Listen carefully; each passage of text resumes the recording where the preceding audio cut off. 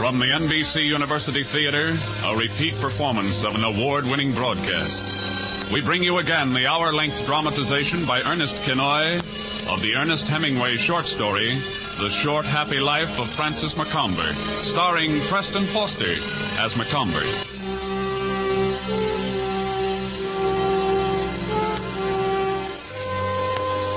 This past season, the NBC University Theater has been honored to receive 2 national awards, the George Foster Peabody Award and the award made by the Institute for Education by Radio at Ohio State University.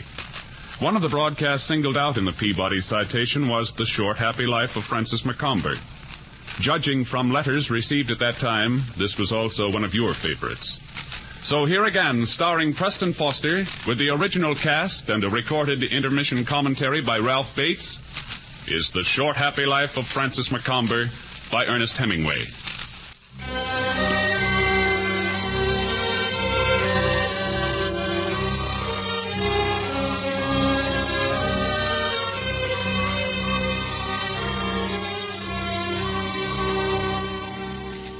Nairobi is a small African town, but it straddles the railroad junction, and the brown waters of a river cut through the valley.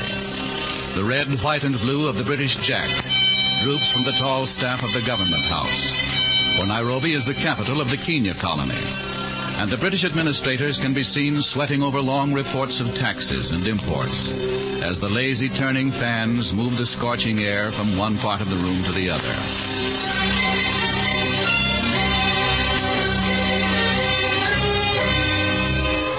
The European houses perch up on the hills under carefully nurtured trees. The verandas open to the prevailing winds, and the hum of refrigerating units is heard in the richer quarter. But down in the town, in the white, dazzling oven of the marketplace, the 30,000 folk of Nairobi buy and sell and live.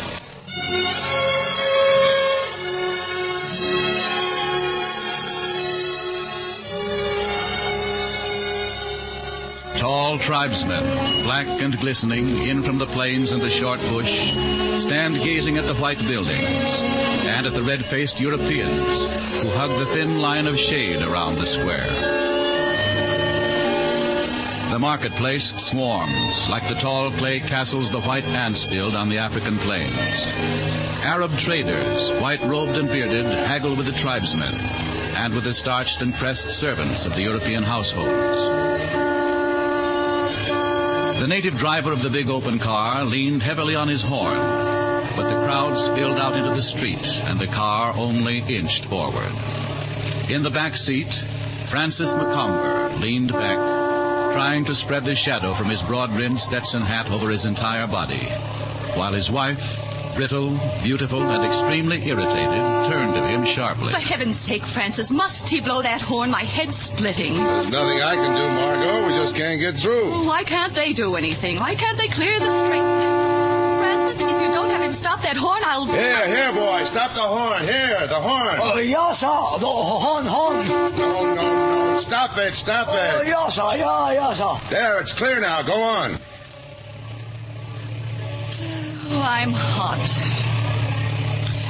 I said I'm hot. I realize that. It's generally hot in Africa. That's one of the peculiarities of the African climate, heat. I'm not up to your patter today, Francis, please. Why didn't you stay at the hotel? I'm only going to hire the White Hunter for the trip. It's hot there, too. Besides, I wanted to see you hiring a safari. I've never seen anybody hire a safari before. Are you starting again? I wouldn't miss the big game hunt for anything. Romance of the safari. Hunting old Simba the lion, Tembo the elephant. All right. Why do they stare so, Francis? Haven't they ever seen a woman before? You may be a little faded for New York, dear, but in Nairobi you're still a beauty. Maybe you'll get another offer to sign a complexion soap testimonial. Thank you, darling. There, we're clear. Hurry up now, boy. Yes, sir. Well, that's a breeze anyway. I wish I hadn't come. On the ride?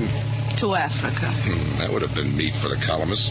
One of them had us on the verge just before we sailed. I didn't see it. He's had us heading for Reno 3 times before. He was right each time. You can't leave me, Margot. You've missed your chance. I've got too much money to let go, and you've faded just enough to take you off the market. You're sweet, dear. I try. And I shan't worry about you either, darling. You're not quite good enough with women to replace me. We're what they call a happily married couple. Look, Margot, why don't we stop? Stop what? We agreed we'd forget about all that, didn't we? That's why we came, isn't it? I suppose so. All right, Francis. We can take up and begin again. You promised. I know. I promised. I meant it. Oh, it's hot.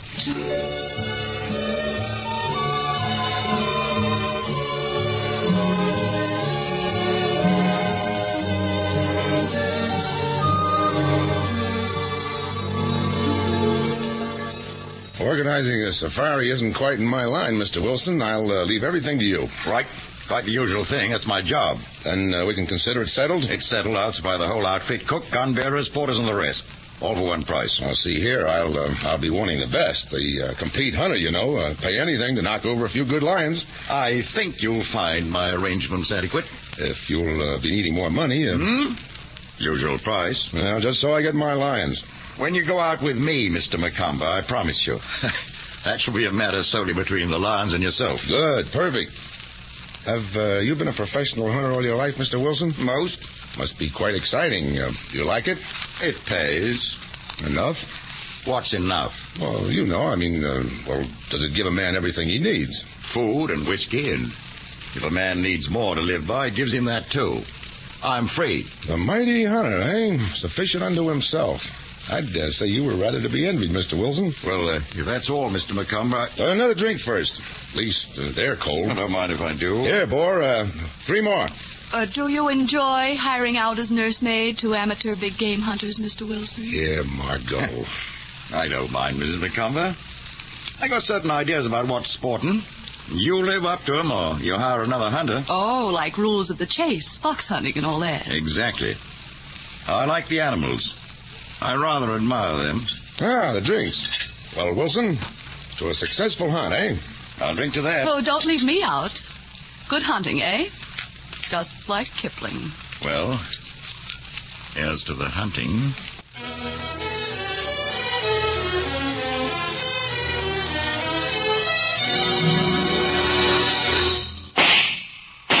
Good shot.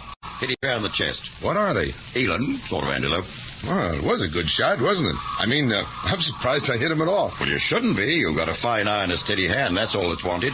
Here, Kangoni. India buena. Get to the boys over there and keep the birds off. Jump. India buena. Kojapi. See? Birds already. They can strip a carcass before you can wink an eye. Not a very cheerful thought, is it? It's not a very cheerful country. Well, we should be off back to camp. We're moving out tomorrow after land. The boys spotted one somewhere about here. Lion? We'll be starting early, eh? Better get your sleep tonight.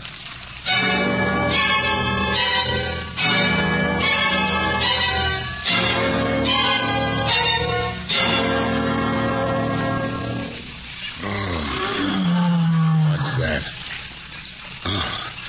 The lion? Margot. Listen. Go to sleep, Francis. Sleep? Don't you hear it? I never dreamed they sounded like that. It's not a lion. It's not an animal. It's a force, Margot. That's something to destroy. Killing that isn't hunting. It's more. It's Margot. What is it, Francis? That lion. Oh, magnificent, isn't it? No, go to sleep, Francis. Sleep with that crashing in my ears? Oh, never mind. Nothing. It's a devil of a thing to wake a man up with.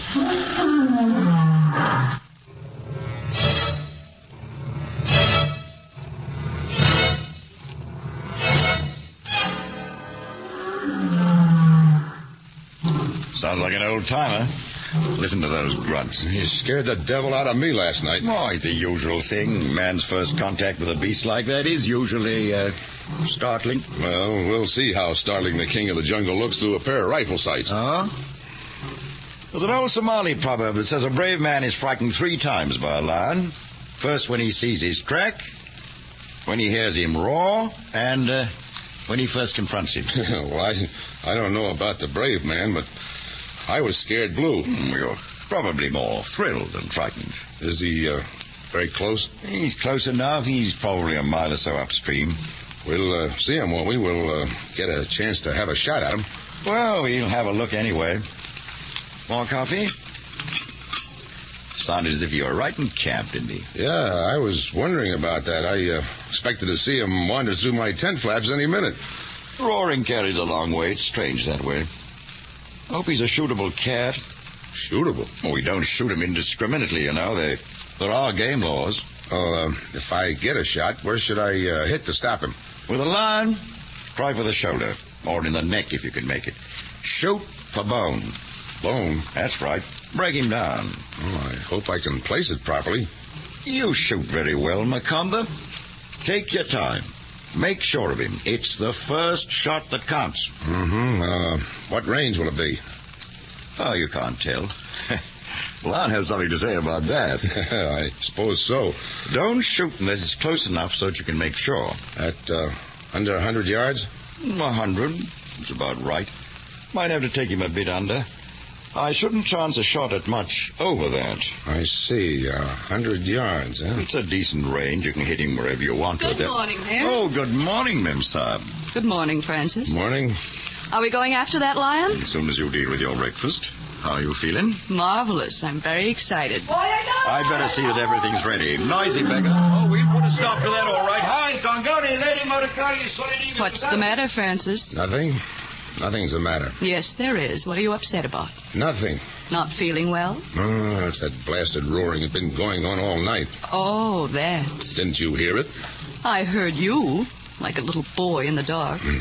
I'm going to kill that blasted thing. Well, that's what we're out here for, isn't it? Yes, but I'm nervous. Hearing that thing roar gets on my nerves. Well, then, as Wilson said, kill him and stop his roaring. Oh, yes, darling. Sounds easy, doesn't it? You're not afraid, are you? Oh, of course not, but I'm nervous. You'll kill him marvelously. I know you will. I'm anxious to see it. Finish your breakfast and we'll be starting. Oh, I hate that blasted noise. It's very impressive. Impressive? It's awful. Come on now, we're all ready. Your gun bearer has your Springfield and the big gun. Just show me the lion.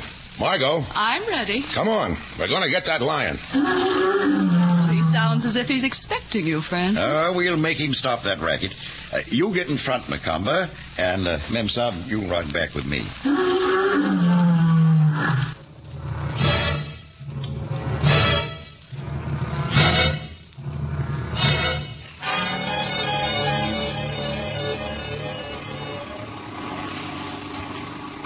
Look up there. Birds. They're swooping down. Means the old boy's left his kill. Chances are he'd come to drink along here. Keep an eye out. In the shoulder, huh? The neck or the shoulder? Driver, stop. Yeah, what? What's wrong? There he is. Look. Ahead and to the right. He's a marvelous lion. Get out and take him. How far is he? Oh, about 75 yards. Get out of the car. Well, why not shoot him from where I am? Don't shoot him from cars. Get out. He's not going to stay all day. Go on, go ahead. I see. Oh, blast it, the safety's still on. Careful. Steady. All right. You got him. Whoa. Again. Missed. Kicked up the dirt. Hurry up, man. He's heading for cover. That got him. He's gone in the grass. Congoni, Mahala, get over here. I hit him twice. You think I killed him? You might have. Well, come on, let's find out. No, not yet. Not in that high grass. We'll have to wait a bit. Let him get sick before we follow him up. Oh, He's a bloody fine lad. He's in a bad place, though. why is it bad? Well, there's high grass there. We won't see him until we're on him. Oh? Well, what's up now? Come on. Mem Saab, you stay here in the car. We'll have a look at the blood spore. Stay here, Margot. Why? Wilson says to. You better stay in the car. You can see even better from here. Well, MaComber, shall we go?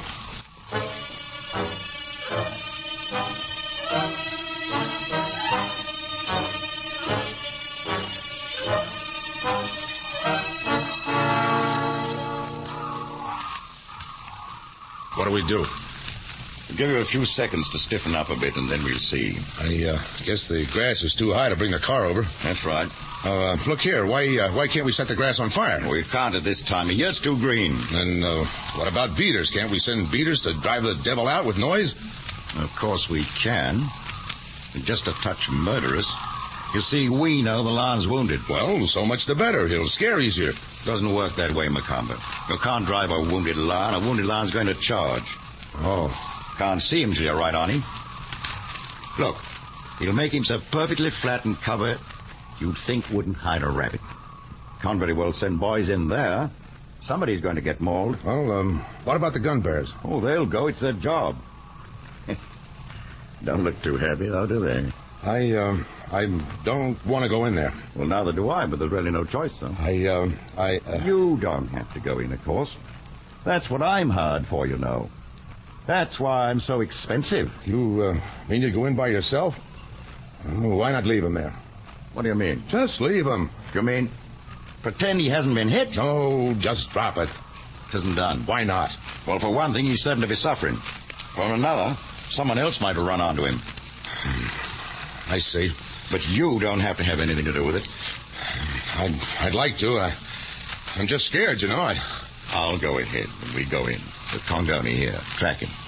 You keep behind me and a little to one side. Right. Behind and to one side. Chances are we'll hear him growl. If we see him, we'll both shoot. I see. Now, don't worry about anything. I'll keep you backed up. As a matter of fact, perhaps you better not go. Yeah. Yes, it might be much better. Look, why don't you go over and join the MaComber when I get it over with? No, I want to go. All right. But don't go in if you don't want to. My job, you know. I want to go. All right. Come on, then. Behind me. About 5 yards to the right. I got him? Indio, buena. Wait a minute. I want a drink of water. Yeah, Maggi. Indio. All right. All right. Let's go.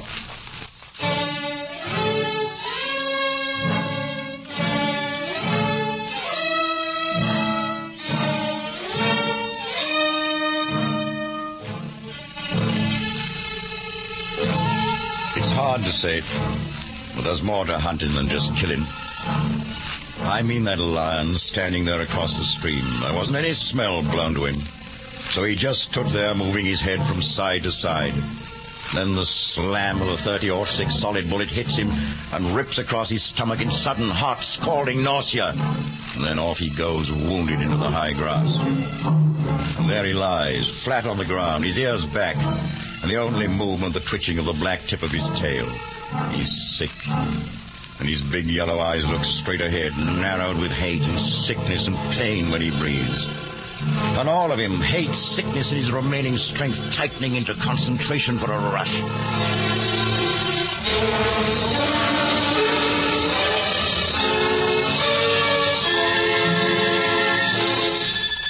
Careful now.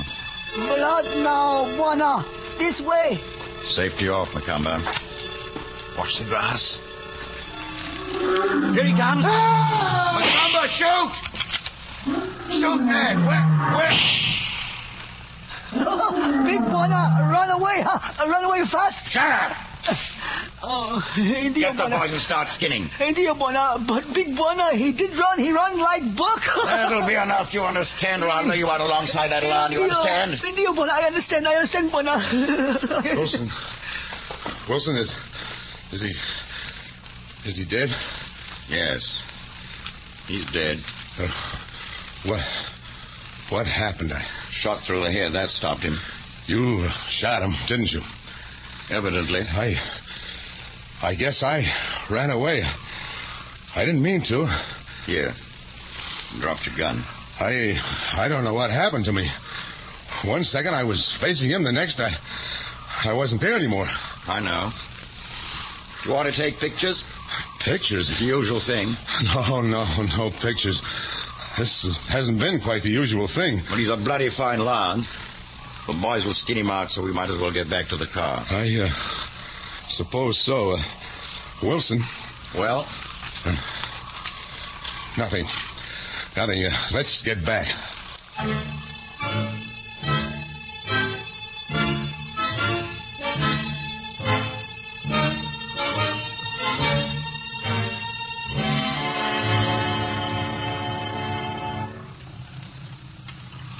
You were right, Mr. Wilson. I could see much better from where I was.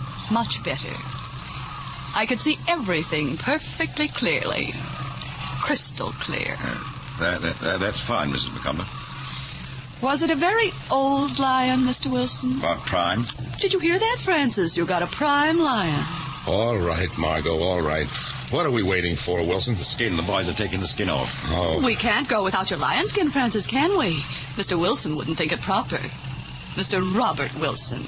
The beautiful, red-faced Mr. Robert Wilson. Mr. Wilson, I think I shall celebrate Francis's lion by kissing you. Now, look here, but please. Margot. There. The hunter, saluted in the primitive style. If the boys have got the skin off, they'll be bringing it over. It was a fine lion. A bloody fine lion.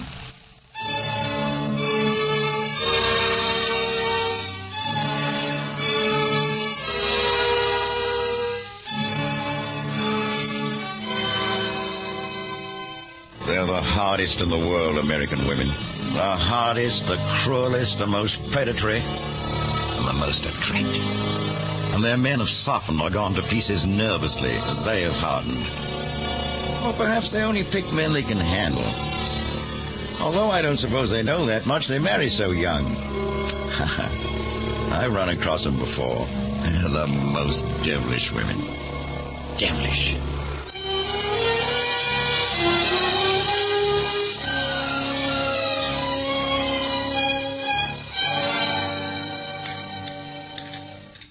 They've got lunch almost ready. Should we go over? Right. Something to drink first, then. Lime juice and something. Oh, a drink? I'll have one, too. I need something. Oh, unanimity at last. Have the mess boy make them up, will you, Wilson? He started already.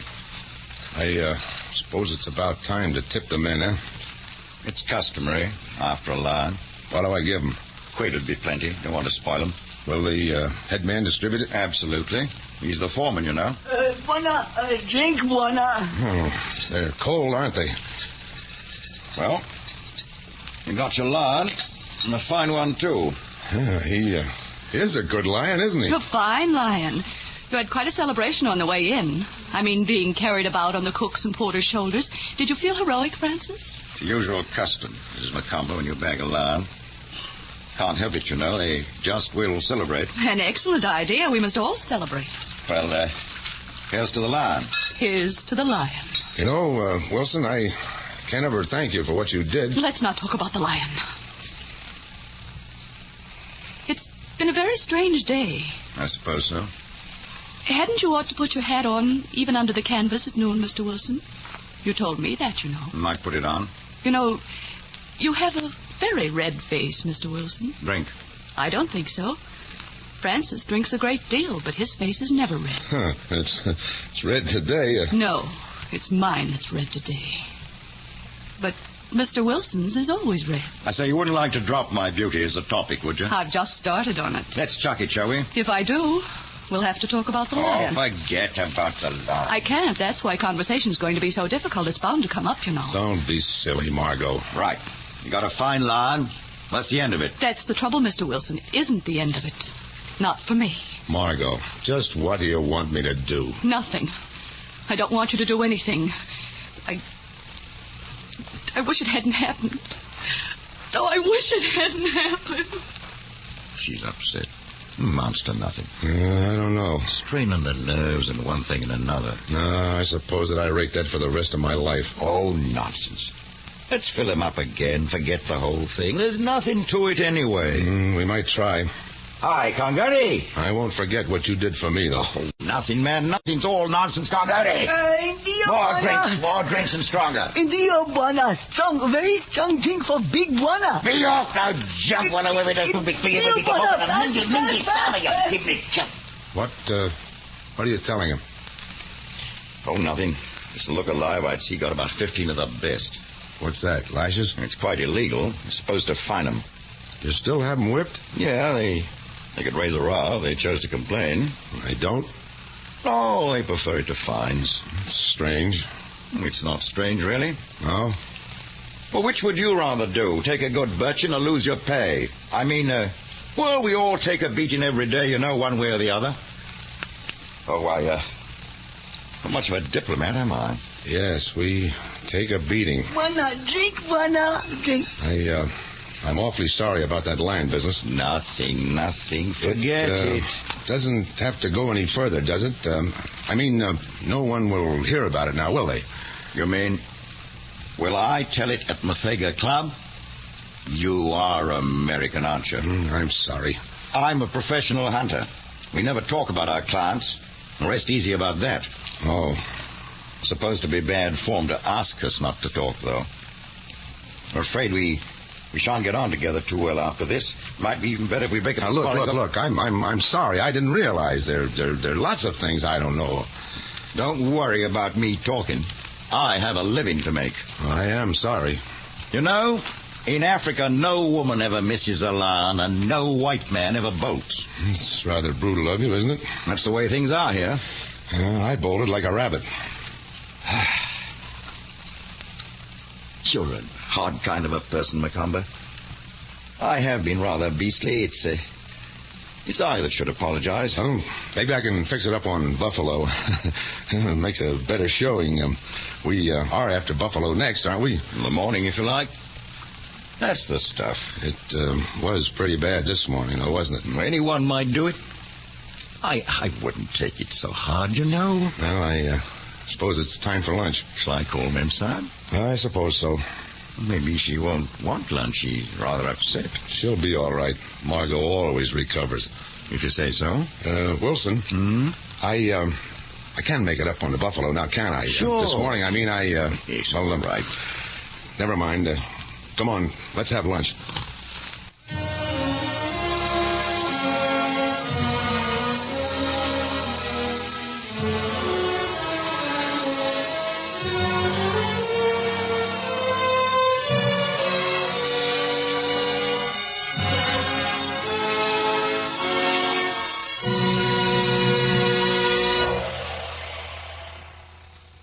From Hollywood, the NBC University Theater is bringing you Preston Foster in a radio version of Ernest Hemingway's The Short Happy Life of Francis MaComber, a repeat performance of one of the most successful productions of our winter season.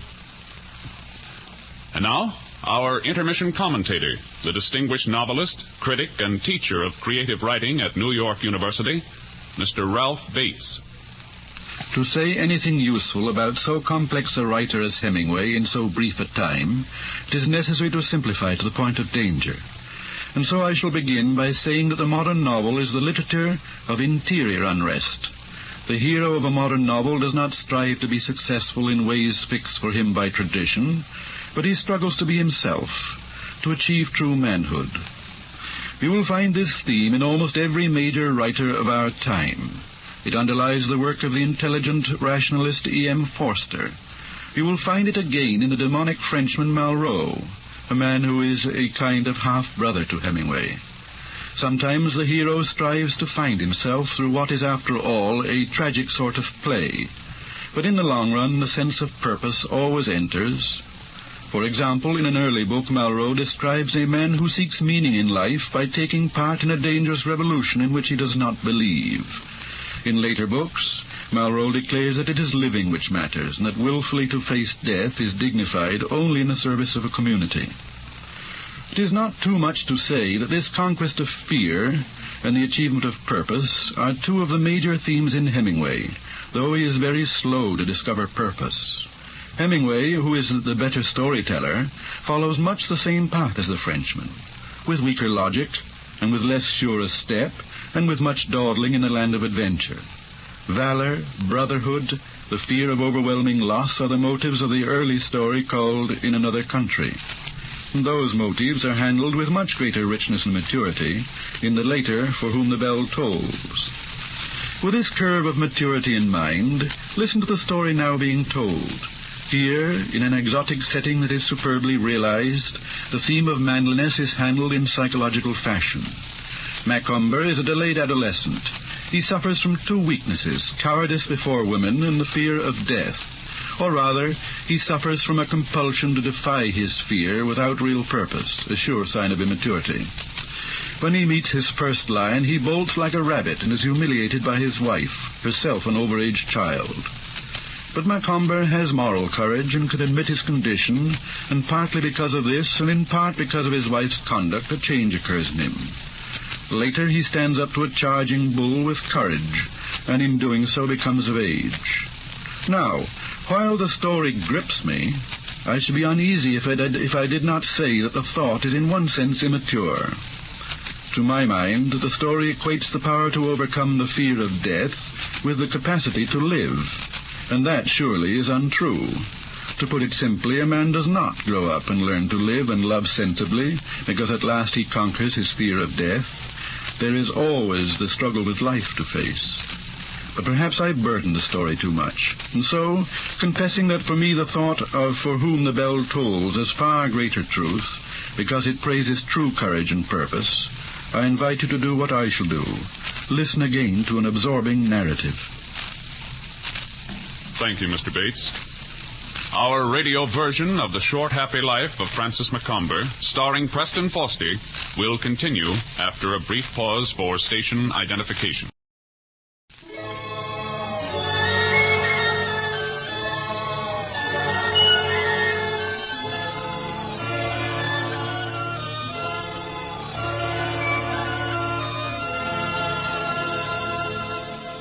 It's hard to tell about a man. I rather liked MaComber until today. But how is one to know about an American? I tried to make a break so I could eat by myself. It'd be a sight easier than having to go through all this emotional trash. So far he's gone to pot all right. I tried to insult him and make a good clean break, and I could read a book with my meals and stick it out on a strictly formal basis and still be drinking their whiskey. Tried to insult him, make a clean break, and the beggar just apologized. Oh, you can't tell about Americans. You can't tell at all.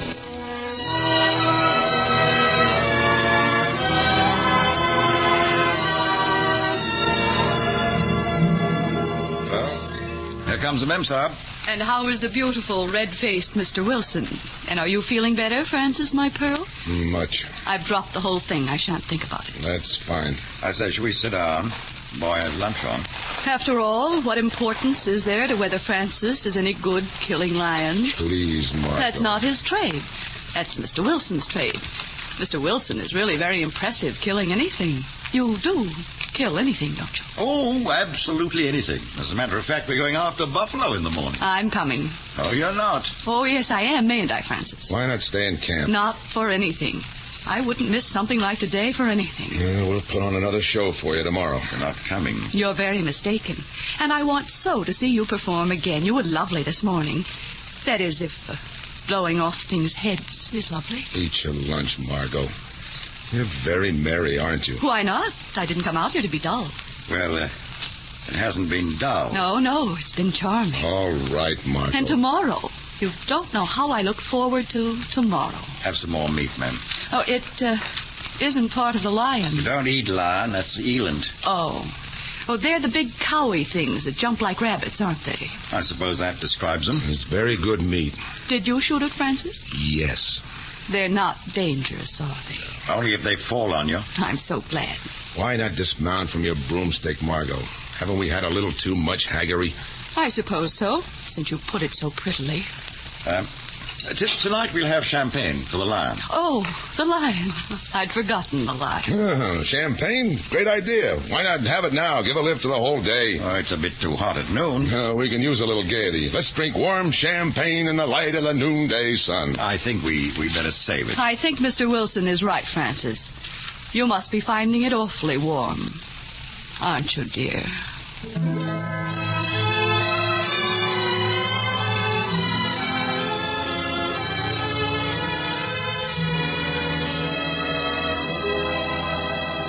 They are the oddest women. Really the oddest. When she went off to cry, she seemed a devilish fine woman. She seemed to understand, to realize, to be hurt for him. Now, here she is, 20 minutes later, enameled in that American female cruelty. She is giving him a ride. I don't know. Do you suppose it's her idea of putting up a good show? Well, how should a woman act when she discovers her husband's a bloody coward? She's cruel, but they're all cruel. They govern, of course, and to govern, one has to be cruel sometimes. Still, I've seen enough of this blasted terrorism.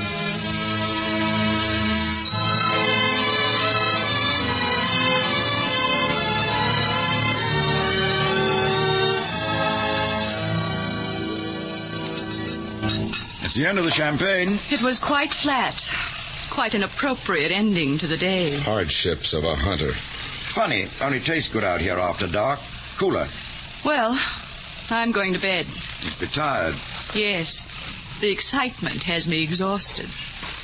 Coming, Francis? Just a moment. Don't stay long. You couldn't sleep last night, you know. The roaring kept you awake. You think we'll find buffalo tomorrow? Good chance of it if we get an early start. Well, that's fine. That's what I want. He's fine game. He's fast and he's nasty. Horns 50 inches wide. Likes to use them. They are dangerous, then. Very. I like to clear away that lion business. It's not very pleasant to have your wife see you do something like that. I want to clear it away. You're sure we'll find buffalo? Pretty sure. There's a herd about here somewhere. There's one old bull in particular with an excellent head. Head? That's right. Look fine on a wall. They always look fine on a wall. Good night. Good night. I thought you were coming to bed. We were talking. About what? Buffalo. Oh. We're going after them in the morning, early. Is, Mr. Wilson still up? Yes? Francis, turn the lantern down, will you? I think there's a hole in the mosquito netting somewhere. Just a minute. What are you doing? Are those my sleeping tablets? I'm borrowing a few. Why? Very considerate. I asked you a question. No, you needn't worry. It wasn't an overdose. Just enough to sleep on. You've never used them before. No, it's those blasted noises. Hyenas or jackals or whatever the devil they are. Don't be afraid of noises, Francis. There's so many other things to be afraid of. Leave me alone, Margot. Leave you to listen to the animals? Yes. To hear them roar in the night? All right. You'll be lying there tossing, hearing the roar. No, I won't. That's enough, Margot. I'm going to sleep now. Leave me alone.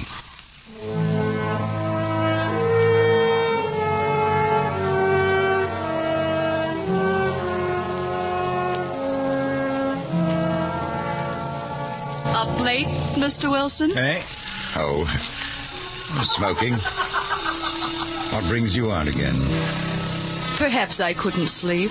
You'll be leaving early. You better get some rest. No. Not now. I want to talk to you. How many hunting trips have you been on, Mr. Wilson? I can't remember. Loads. Always the sporty set? Most always. They pay best. And the women? Not bad. Rotten bringing up, most of them. You're not tolerant, are you? You're not soft and flexible and tolerant, are you? I expect not. Well, neither am I. If I were, I wouldn't be out here to have a drink with you. The beautiful, red-faced Mr. Robert Wilson.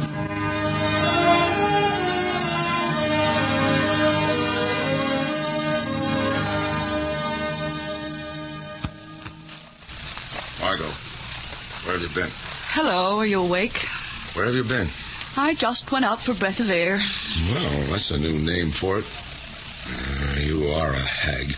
Well, you're a coward. All right, what of it? Nothing as far as I'm concerned, but please, let's not talk, darling, because I'm very sleepy. You think I'll take that? I'll take anything. I know you will, sweet. Well, I won't. Please, darling, let's not talk. I'm so very sleepy. There wasn't going to be any more of that. You promised there wouldn't be any more of your high-powered man fishing. Well, there is now. You said if we made this trip, there wouldn't be. You promised. Yes, darling, I promised. That's the way I meant it to be. Well? Well, the trip was spoiled yesterday. You spoiled it. Still a lion, isn't it? Do we have to talk about the lion? You don't wait long when you have an advantage, do you? Francis, I don't want to talk about it anymore. I'm so sleepy, darling. Well, I'm going to talk, Margot. That's fine. But don't mind me, because I'm going to sleep.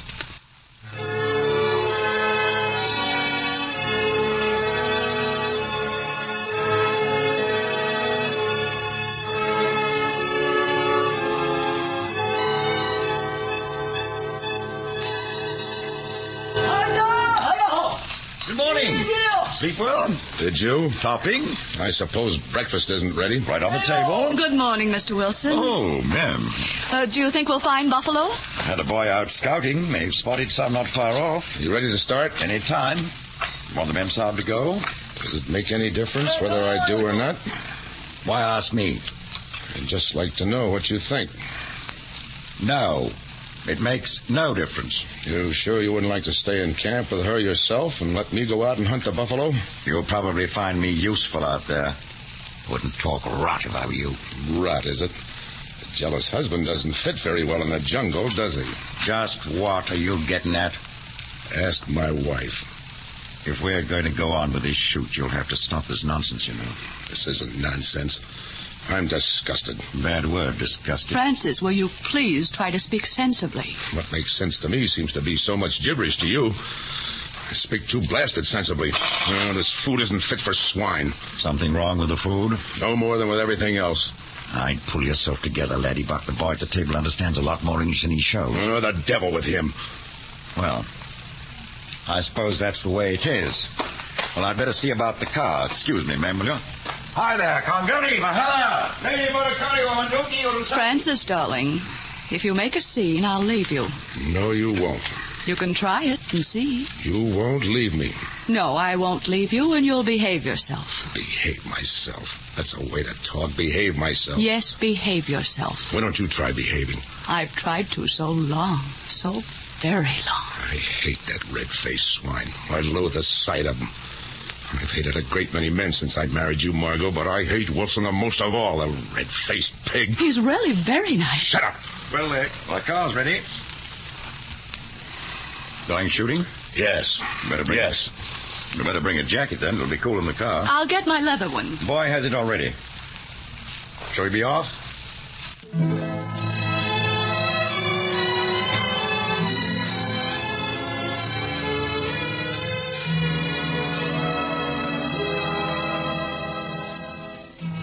So that's the way it's going to be. Why doesn't he keep his wife where she belongs, then?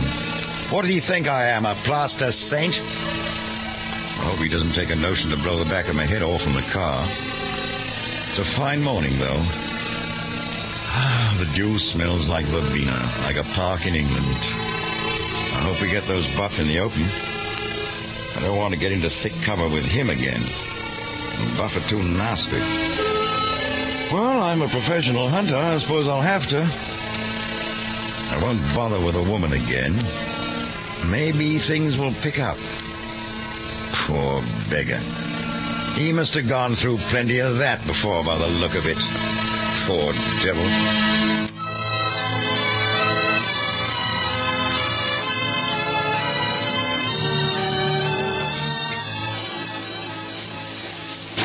Here, driver. Look out for those warthog holes. When do we get there, Mr. Wilson? We'll be over the rise in a minute. Here we go. Give me the field glasses, will you? Here. By heaven, there they are. Buffalo?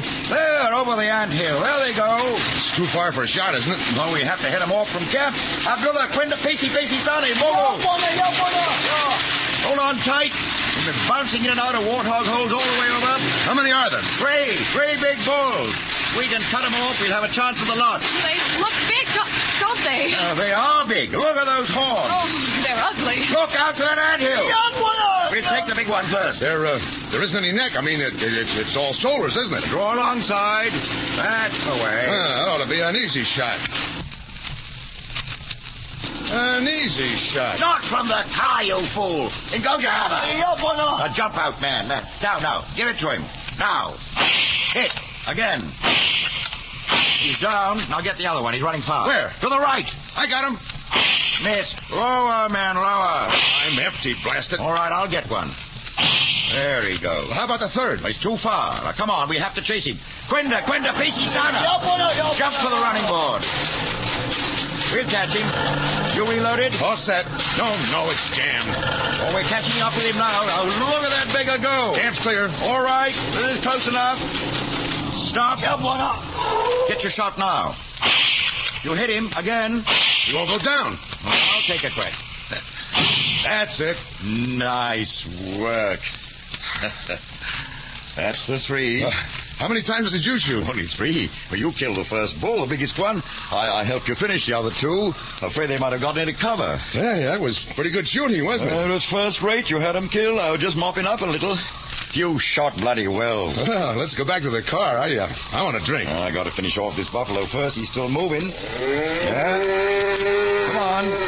An ugly beast, isn't he? Now watch he doesn't get up. Get a little broadside and take him in the neck just behind the ear. Just behind the ear, eh? All right.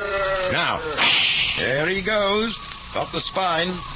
They are a devilish-looking animal, aren't they? Oh, let's get that drink now. Now we can celebrate, really celebrate. You know, Wilson, I feel good.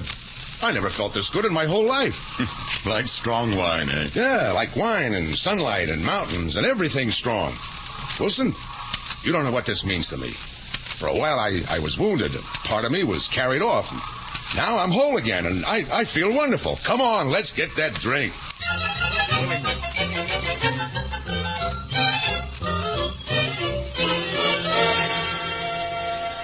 You were marvelous, darling. What a ride. Was it rough? It was frightful.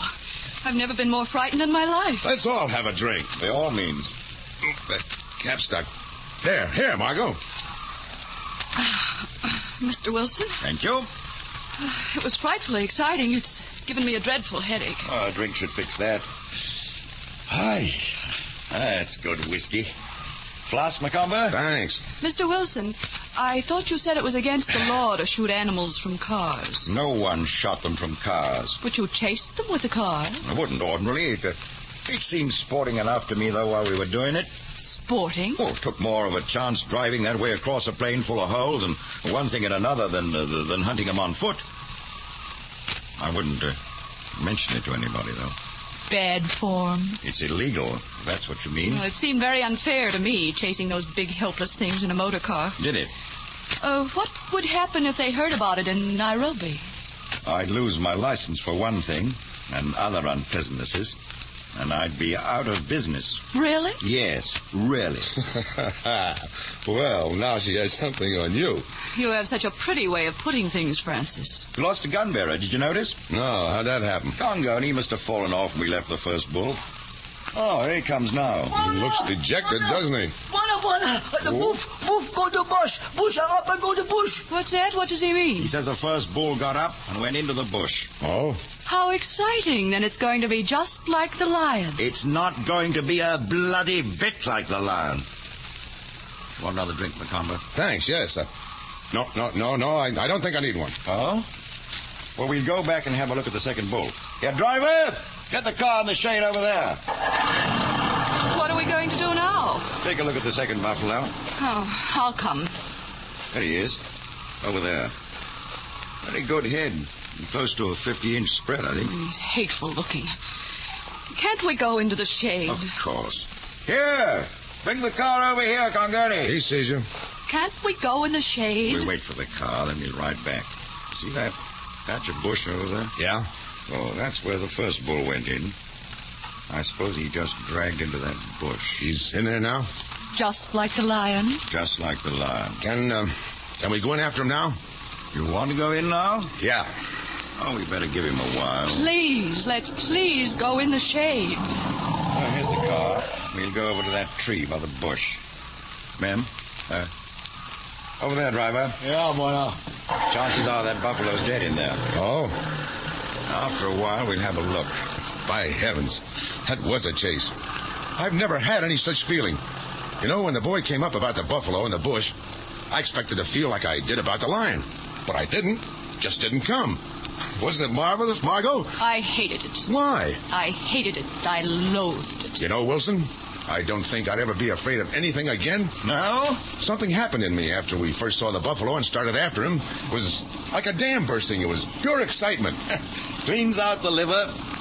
You know, funny things happen to people. You know, something did happen to me. I feel absolutely different. I know. You know, I'd like to try another lion. I'm really not afraid of them now. After all, what can they do to you? That's it. Worst they can do is kill you. How does it go? Shakespeare, I mean. Some very good lines. I used to quote him to myself at one time. Let's see.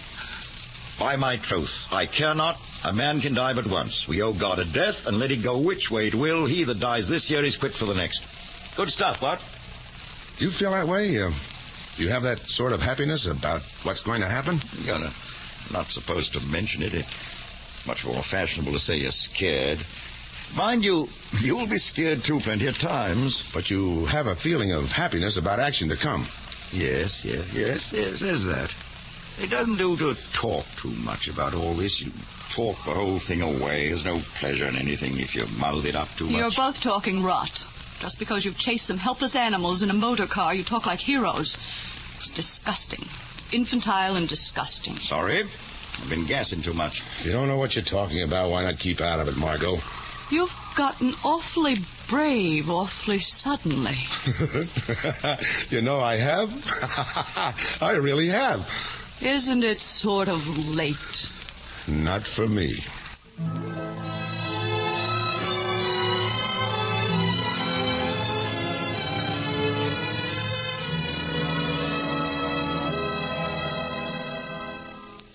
I've seen men come of age before.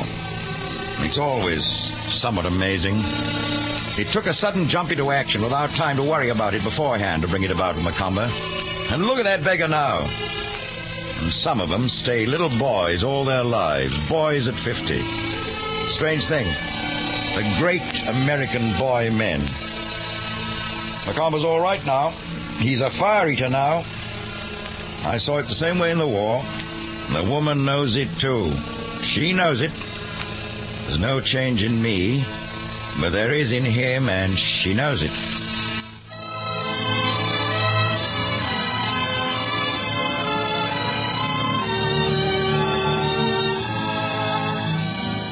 Think we might go in after the buffalo now? I might have a look. Here, you shoot with the Springfield since you're used to it. We leave the Malika in the car with Memsab, and I'll take my big cannon. Is there anything I should know before we go in?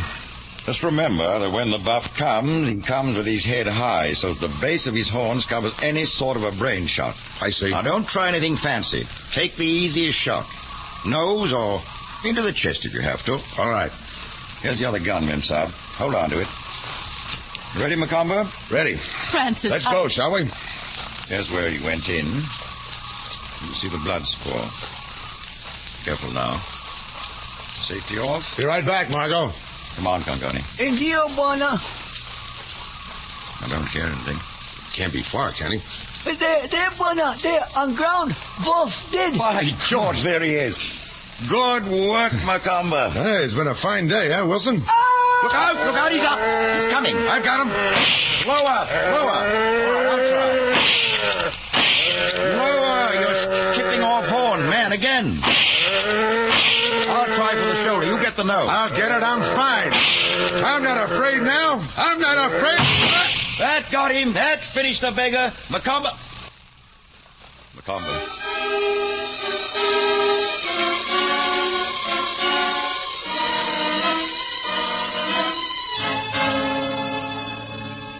I ducked to one side for a shoulder shot. MaComber stood solid and shot for the nose, and Mrs. MaComber in the car had shot at the buffalo with a 6.5 Malika as it seemed just about to gore MaComber. And she'd hit her husband about 2 inches up and a little to one side of the base of his skull.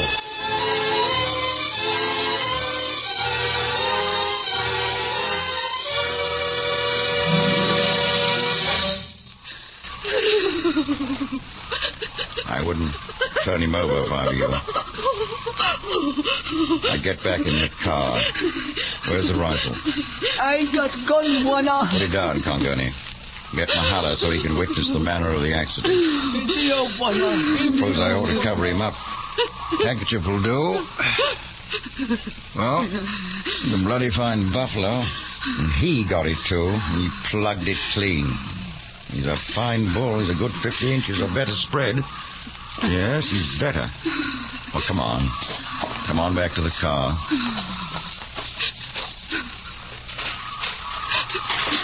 You're lucky.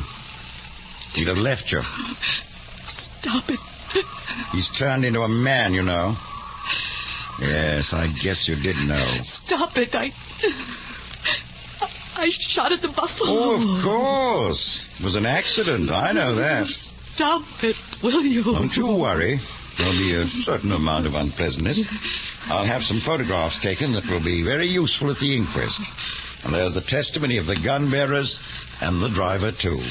You'll be perfectly all right. Stop it! There's a lot to be done.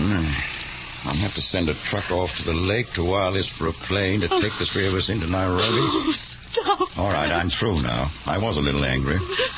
I begun to like your husband. Oh, please stop it. Please, please, please stop it. That's better. Please is much better.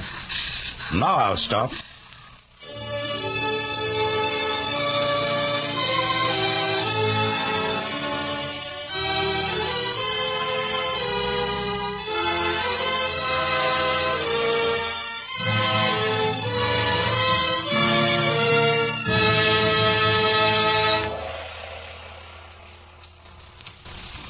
You have been listening to The Short Happy Life of Francis MaComber, an NBC University Theater production of the Ernest Hemingway short story, starring Preston Foster.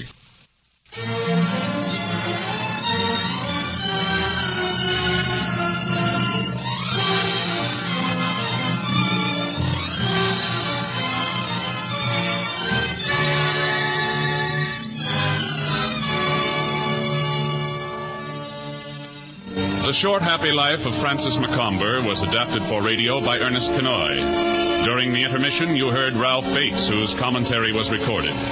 Preston Foster was starred as Francis MaComber. Our cast included Ramsey Hill as the White Hunter, Wilson, Sarah Jane Wells as Margot, Jane Whitman, narrator, Rolf Sedan, and Earl Keane. Your announcer, Hal Gibney. The original musical score was composed and conducted by Dr. Albert Harris. The director of the NBC University Theater is Andrew C. Love.